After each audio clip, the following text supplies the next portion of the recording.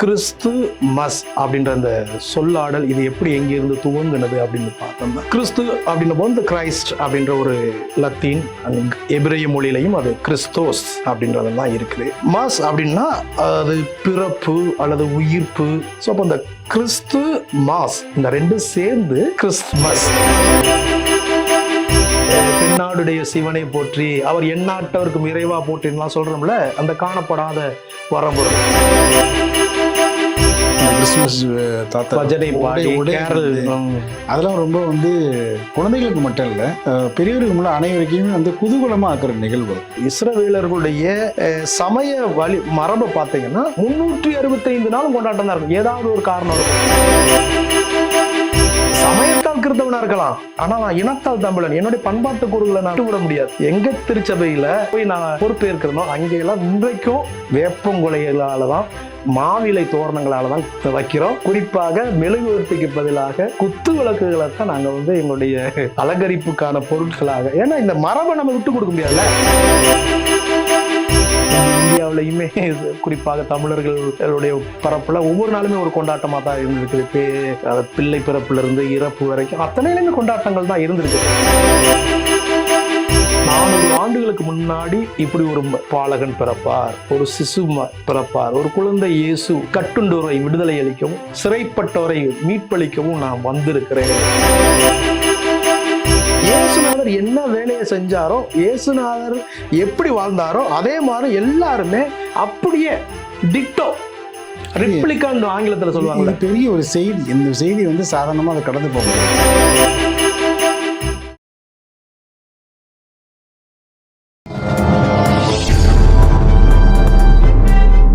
பத்திரிகை.com நேயர்களுக்கு இனிய வணக்கம். கிறிஸ்துமஸ் பெருநாள் உலகம் முழுவதும் பார்த்தீங்கன்னா அனைத்து நாடுகளிலும் கொண்டாடப்படுகின்ற ஒரு திருவிழா. இயேசு பிரான் உலகத்தினுடைய ஆகச்சிறந்த புரட்சியாளர்களில் அவரும் ஒருவர். அமைதியான புரட்சியாளர் என்று கூட சொல்லலாம். அவரது பிறந்த தினத்தை உலகம் முழுவதும் உள்ள கிறிஸ்துவ மக்கள் மட்டுமன்றி அனைவருமே கொண்டாடுகின்றனர். ஏனென்றால் அவருடைய அன்பு, அவர் போதித்த அந்த கருணைகள், பல்வேறு விதமான இயற்கை நிகழ்வுகளையும் நம்மிடையே பகிர்ந்து கொள்ள இணைந்திருக்கிறார் அருட்தந்தை செல்லமுத்து அவர்கள். வணக்கம் சார். வணக்கம். நல்லா இருக்கீங்களா? நல்லா. உங்களுடைய அந்த பணிகள் வார்த்தைகளை விவரிக்க முடியாது. ஒரு கல்வியாக இருக்கட்டும், அதே போல் பார்த்தீங்கன்னா கருணையாக இருக்கட்டும், சொல்லிக்கொண்டே போகலாம். மருத்துவமாக இருக்கட்டும், ஒரு இயற்கை சீற்றம் நடக்கிறப்ப அங்கே ஓடி உதவுறா இருக்கட்டும், எல்லாத்துலேயுமே நம்ம சொல்லலாம். உதாரணத்துக்கு அன்னை தெரசா, இயேசு பிரானுக்கு அடுத்ததாக நம்ம போற்றக்கூடிய ஒரு மிகப்பெரிய ஒரு அன்னை. அதற்கு முன்பு பார்த்தீங்கன்னா இயேசு கிறிஸ்து தான் அந்த உலக அமைதிக்காக மட்டுமின்றி உலக அன்புக்காகவும் தன்னுடைய கரங்களை நீட்டி அவர் போதித்த அந்த நற்பண்புகள் இன்னைக்கு உலகம் முழுவதுமே போதிக்கப்பட்டு வருகிறது. அந்த வகையில் அந்த கிறிஸ்துமஸ் நாள், அதுக்கு உள்ள அந்த சிறப்பு சுருக்கமாக. சில இடங்கள்ல இது கிறிஸ்து மஸ் அப்படின்ற அந்த சொல்லாடல் இது எப்படி எங்கிருந்து துவங்கினது அப்படின்னு பார்த்தோம்னா, கிறிஸ்து அப்படின்ன போது கிரைஸ்ட் அப்படின்ற ஒரு லத்தீன் எபிரேய மொழியிலையும் அது கிறிஸ்தோஸ் அப்படின்றதெல்லாம் இருக்குது. மாஸ் அப்படின்னா அது பிறப்பு அல்லது உயிர்ப்பு, பலி செலுத்துதல், கொண்டாட்டம், இதோட தொடர்புடைய ஒரு வார்த்தை தான் இந்த மாஸ். இன்றைக்கு கூட தேவாலயங்கள் அந்த மாஸ் அப்படின்ற ஒரு வார்த்தை, பூசை அப்படின்னு வார்த்தையை பயன்படுத்துறதுக்கு எங்கே போறீங்க, சண்டே மாஸ்க்கு போறேன் அப்படின்னு சொல்லுவாங்க. ஸோ அப்போ இந்த கிறிஸ்து மாஸ் இந்த ரெண்டும் சேர்ந்து கிறிஸ்துமஸ் அப்படின்னு ஒரு ஒரு ஒரு ஒரு டேர்ம் ஒரு காயின் ஆயிருக்கு. இந்த கிறிஸ்துமஸ் ஒவ்வொரு நாடுகள்லையும் ஒவ்வொரு விதமாக கொண்டாடுறாங்க. இதற்கு பின்னணியில் பல்வேறு காரணங்கள், கொண்டாட்டத்தினுடைய அந்த அடிப்படை காரணங்கள் வெவ்வேறாக இருந்தாலும், கொண்டாட்டத்தினுடைய திணுசு அந்த வகை வெவ்வேறாக இருந்தாலும் மூலப்பொருள் ஒண்ணுதான். கிறிஸ்து பிறந்தார், நோக்கம் ஒண்ணுதான். ஆமா, கிறிஸ்து இந்த உலகத்துல மத்திய ஆசியாவில் இருக்கக்கூடிய பெத்லகேம் என்கிற ஒரு புள்ளியில, மைய புள்ளியில அவர் பிறந்தாரு. புறக்கணிக்கப்பட்ட ஒரு யூதேயா என்கிற ஒரு சிறிய நாட்டுல அவர் பிறந்தாரு அப்படின்லாம் நம்ம வாசிக்கிறோம். அப்போ கிறிஸ்து பிறந்ததனுடைய நோக்கம் என்ன அப்படின்றத குறித்து விவிலியத்தினுடைய அடிப்படையில ஒரு அருட்பணியாளரா விவிலியம் என்ன சொல்லுது அப்படின்னா, ஏசாயா எழுதின ஒரு இறைவாக்கு ஒரு நூல்ல நமக்கு ஒரு பாலகன் பிறந்தார், நமக்கு ஒரு குமாரன் கொடுக்கப்பட்டார், கர்த்தத்துவம் அவர் தோளில் மேல் இருக்கும், அவர் நாமம் அதிசயமானது, ஆலோசனை கர்த்தா, வல்லமையுள்ள தேவன், நித்திய பிதா. இப்படியெல்லாம் ஹென்றி பவர் எழுதின அந்த பழைய மொழிபெயர்ப்புல இந்த பிறக்க போகிற இந்த பாலகன் இயேசு கிறிஸ்துவை குறித்து இப்படியெல்லாம் நமக்கு ஒரு குமாரன் பிறக்கப்படுற, எப்ப கிறிஸ்து பிறக்கிறதுக்கு 400 ஆண்டுகளுக்கு முன்னாடியே இந்த வார்த்தை இறைவாக்காக சொல்லப்பட்டிருக்கிறது. நாடுகளிலே மிகச்சிறியதாகிய எப்ராத்தா என்னப்பட்ட பெத்லேகேமே, உலகை ஆளும் பிரபு உன்னிடத்திலிருந்து உதிப்பார். இதெல்லாம் 400 ஆண்டுகளுக்கு முன்னாடி ஏறத்தாழ அசீரியா, மேதியா, பெர்சிய, ரோமானிய சாம்ராஜ்யங்களுக்கு உட்பட்ட பகுதிகளில் இவங்க அடிமைத்தனத்துக்குள்ள மாட்டிக்கிட்டாங்க. யாரு? இன்றைய இஸ்ரவேலர்கள் என்று சொல்லக்கூடிய யூத இந்த நாடோடி அலைகுடிகள். இவர்கள் ஒரு குறிப்பிட்ட இடத்துல இருந்து இன்னொரு குறிப்பிட்ட இடத்துக்கு கடந்து போறாங்க பஞ்சம் விளைக்கிறதுக்கு. அந்த இடம் தான் எகிப்து. ஒரு இடத்துல அவங்க வாழ்ந்ததாக சரித்திரமே கிடையாது. ஆனா அவர்களுக்குன்னு ஒரு துவக்க புள்ளி இருக்குது. அந்த இடத்திற்கு பாலஸ்தீனா அப்படின்னு விவிலியம் சுட்டி காட்டுது. இந்த பாலஸ்தீனாவில இருந்து பஞ்சம் விளைக்கிறதுக்கு எகிப்துக்கு போறாங்க. பல்வேறு நாடுகள்ல அடிமைகளாக கொண்டு போகப்படுறாங்க. இறுதியாக வந்திருந்த அந்த ரோம பேரரசின் கீழே இருக்கும்போதுதான் 400 ஆண்டுகளுக்கு முன்னாடி இப்படி ஒரு பாலகன் பிறப்பார், ஒரு சிசு பிறப்பார், ஒரு குழந்தை இயேசு அவதரிப்பார்னு சொல்லப்பட்ட வார்த்தை ரோம பேரரசு அகஸ்டஸ் சீசர் காலத்துல இது நிறைவேறுதலுக்கு வருது. என்னது? ப்ராஃபஸி ஃபுல்ஃபில் ஆகுது. இப்போ இந்த பிறப்பை குறித்து என்ன சொல்லப்பட்டிருக்கிறதோ அது அப்படியே. அப்போ இவர் என்ன செய்வாரு? குருடருக்கு பார்வையளிக்கவும், கட்டுண்டோரை விடுதலை அளிக்கவும், சிறைப்பட்டோரை மீட்பளிக்கவும் நான் வந்திருக்கிறேன், தூய ஆவியானவர் என் மேல் இருக்கிறார் அப்படின்னு வளர்ந்து வந்த இந்த சிசு பாலகன் தேவாலயங்களில் உபதேசம் செய்ததாக இருக்குது. இவர் வந்ததுனால நிறைய பேருடைய உள் அக புற காயங்கள் ஆற்றப்பட்டிருக்கு. சமூகவியல் அடிப்படையில பார்த்தா தீண்டப்படாதோர் என்று ஒதுக்கி வைக்கப்பட்ட சூழல்ல அன்றைய நாட்கள்ல பெண்களுக்கெல்லாம் இன்னைக்குமே நம்ம சொத்துரிமை மிக சமீப காலங்கள்ல தான் அதை மீட்டெடுக்க வேண்டிய, அந்த உரிமையை மீட்டெடுக்க வேண்டிய போராட்டமே நிறைவுக்கு வந்துச்சு. அது எக்ஸிக்யூட் பண்ணப்படுதா, நடைமுறைக்கு வருதான்றதெல்லாம் ஒரு கேள்விக்கு உட்படுத்தப்பட வேண்டியது. ஆனால் அன்றைய காலங்கள்லயே பெண்கள் பெண்களை ஒரு பொருட்டாவே எடுக்க மாட்டாங்க. நீங்க நற்செய்தி நூல்கள் என்று ஒரு 4 சினாப்டிக் காஸ்பல்ஸ் இருக்குது. அந்த 4 முக நற்செய்தி நூல்கள்லையுமே பெண்களை நீங்க இப்ப நான் ஒரு நூல் எழுதுறேன் அப்படின்னா நான் ஒரு குறிப்பிட்ட கான்செப்ட்ல ஒரு குறிப்பிட்ட செம்பொருள்ல நான் எழுதுறேன்னாலுமே எழுதுகிற ஆசிரியனுடைய மூளையில இருக்கக்கூடிய அந்த சாய்வுத்தன்மையும் இருக்கும், இல்லாமலாம் இருக்காது. ஒரு தமிழ் தேசியவாதி தமிழ் தேசியத்தை சார்ந்துதான் எழுதுவாரு. ஆனா அவருடைய நோக்கம் ஒன்றாகவே இருந்தாலும், அதே போல ஒரு திராவிட சார்புடைய ஒரு கருத்தியல்வாதி திராவிட சார்பியல் கருத்துக்களை ஒட்டித்தான் எழுதுவாரு. நீங்க அந்த 4 நற்செய்தி நூல்களையும் வாசித்தீங்கன்னா இப்போ ஒரு எடுத்துக்காட்டா என்ன சொல்லனா, இயேசு கிறிஸ்து உபதேசம் செய்கிறார். உபதேசம் பண்ணும்போது லட்சக்கணக்கான மக்கள் திரண்டு நிற்கிறார்கள். நாட்கள் 1, 2, 3 கடக்குது. பசி இருக்கும்ல. இயேசுநாதர் ஒரு அருண் செயலை நடத்துகிறார். அப்போ சீடர்களை பார்த்து இப்படி எல்லாம் வந்திருக்கிறாங்க, உபதேசம் கேட்டாச்சு, சிறிது வயிற்றுக்கும் ஈயப்படணும்ல, செவிக்கு உணவு இல்லாத போது நீங்களே உணவு கொடுங்க. கடையில போய் வாங்கிட்டு வந்தாலும் இத்தனை பேருக்கு எப்படி தர முடியும் அப்படின்னு ஒரு உரையாடல் போகுது. அந்த மக்கள் எல்லாம் 50 பேராக உட்கார செய்து அந்த அருஞ்செயல் நடக்குது. எல்லாருமே வயிறார சாப்பிட்டுட்டு மீதி ஒரு 12 கூட நிறைய மீதி இருக்கிற சாப்பாடை சேகரிச்சிருக்கிறாங்க. அந்த சேகரிக்கும் போது இப்படி எழுது, சாப்பிட்ட புருஷர்கள் மாத்திரம் சுமார் 5000 பேர். ஏன் பெண்கள் என்னாச்சு அப்படின்னா, இப்போ நம்ம இந்த நூல்களை எல்லாம் வாசிக்கும் போது பெண் உரிமைக்கெல்லாம் அன்றைக்கு இடம் இல்லை. ஏன்னா பெண்களை ஒரு பொருட்டாவே எடுத்துக்கிறதுன்னு தான் நம்ம இந்த நூல்களை வாசிக்கும் போது நம்ம புரிஞ்சுக்கிறோம். அப்போ ஒரு பெண் அடிமைத்தனம். அதே மாதிரி இவர்களோடு பேசக்கூடாது. சமாரியர்கள் ஒரு குறிப்பிட்ட பகுதி அவர்கள் கலப்பினும். அந்த மரபு சார்ந்த யூத மரபுகளை கைவிட்டவங்க அல்லது வேறொரு நாடுகள்ல அந்நிய நாடுகள்ல சிறைப்பட்டு போனவங்க அங்கே போய் சம்பந்தம் பண்ணியிருப்பான்ல, சம்பந்தம் பண்ணி திரும்பி வருவான்ல. இந்த தாய் யூத மரபா இருப்பா, தகப்பன் கிரேக்க மரபா இருப்பா. அப்போ இப்படிப்பட்ட இந்த கலப்பு மக்களை எல்லாம் விவிலியத்துல எப்படி பதிவு செஞ்சிருக்குன்னா சமாரியர்கள் அப்படின்னு, கலப்பினர் அப்படின்னு. குறைந்த சீடர்களை வைத்து மிகப்பெரிய ஒரு பரவலாக்கத்தை செய்தவர். சாதாரண விஷயம் இல்லை. அது ஒரு ஸ்ட்ராட்டஜி. இந்த உலகத்திற்கு நாம் தந்தை அப்படின்னு சொல்லக்கூடிய இந்த எங்கும் நிறைந்திருக்கிற தென்னாடுடைய சிவனை போற்றி, அவர் எந்நாட்டவருக்கும் இறைவா போற்றின்லாம் சொல்றோம்ல, அந்த காணப்படாத பரம்பொருள் அவர் தான் தந்தை. இந்த உலகத்திற்கு எல்லாத்துக்குமே தந்தை அவர் தான்.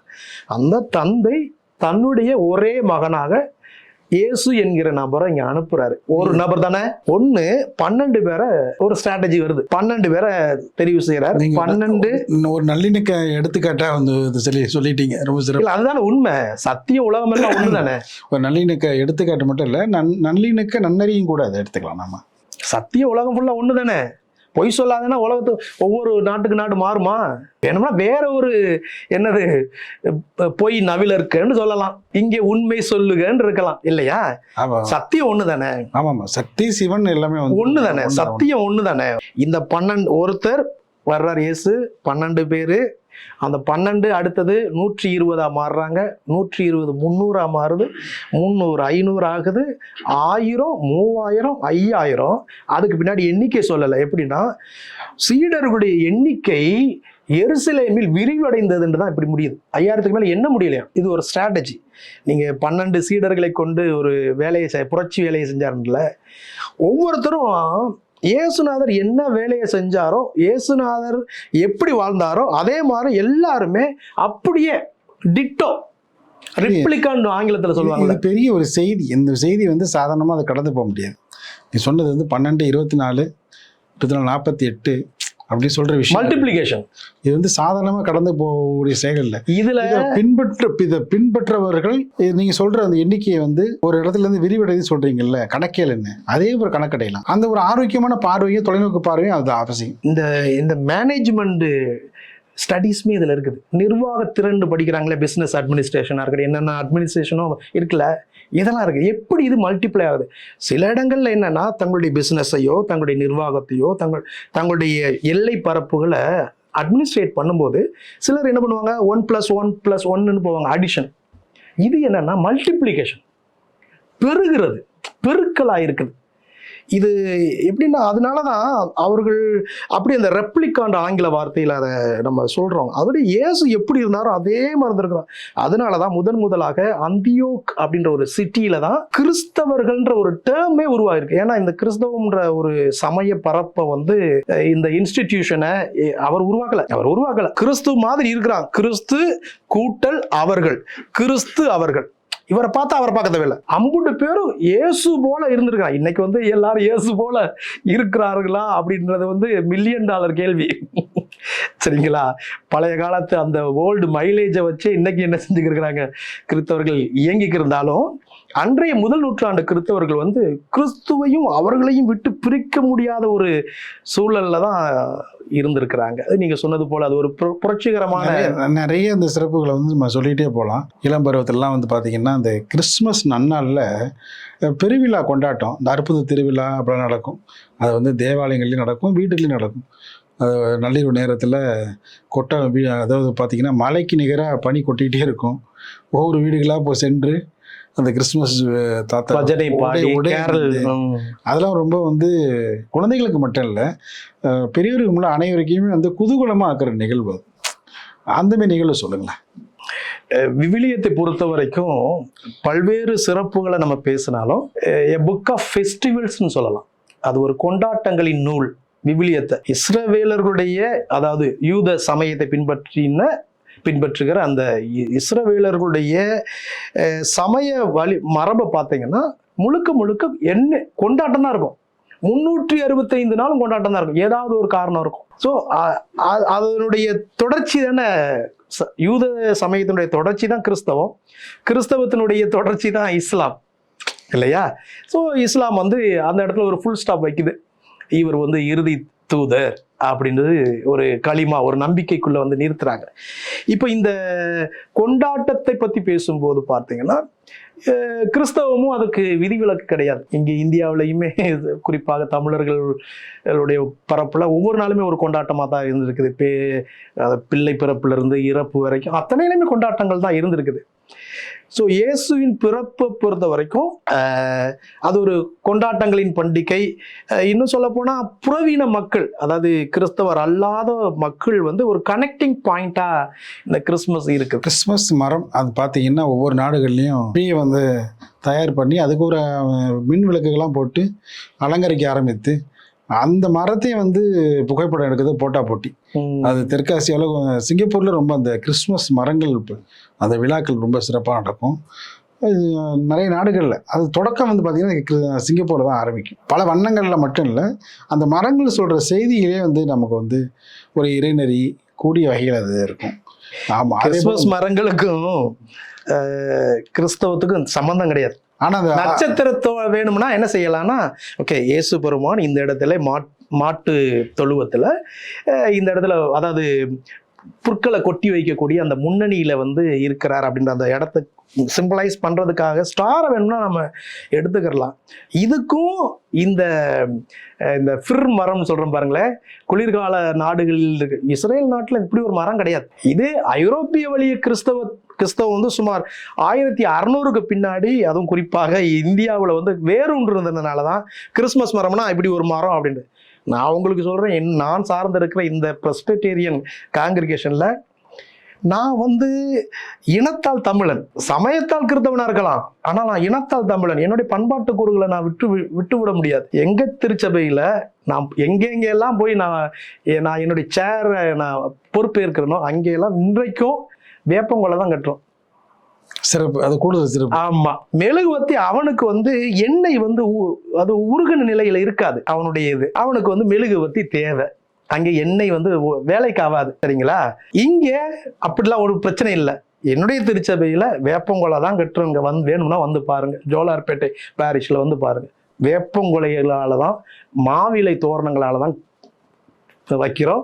குறிப்பாக மெழுகுவர்த்திக்கு பதிலாக குத்து விளக்குகளை தான் நாங்கள் வந்து எங்களுடைய அலங்கரிப்புக்கான பொருட்களாக, ஏன்னா இந்த மரபை நம்ம விட்டு கொடுக்க முடியாதுல்ல. நிச்சயமா இதெல்லாம் வந்து இனிமேல் வரவங்க அதெல்லாம் வந்து பின்பற்றக்கூடிய ஒரு நிகழ்வு தான். ஏன்னா இது ஒரு ஏன்னா பண்பாட்டு புரட்சி இல்லாம இன விடுதலை கிடையாது. நிச்சயமா. இதை நம்ம கைவிடும்போதுனா கிறிஸ்தவர்களுக்கு சொல்லக்கூடிய ஒரு செய்தி என்ன அப்படின்னா, நீங்க இது போன்ற செயல்களை நீங்க விட்டு விலகும் போதுதான் சமயம் வந்து சமயத்திற்கு இடையிலான அந்த முரண்பாடுகள் வந்து கூர்ந்துகிட்டுறது மாதிரி ஆகுது. இப்போ என்ன செய்யலாம், நம்ம என்னமோ அமெரிக்காவில் இருந்தும்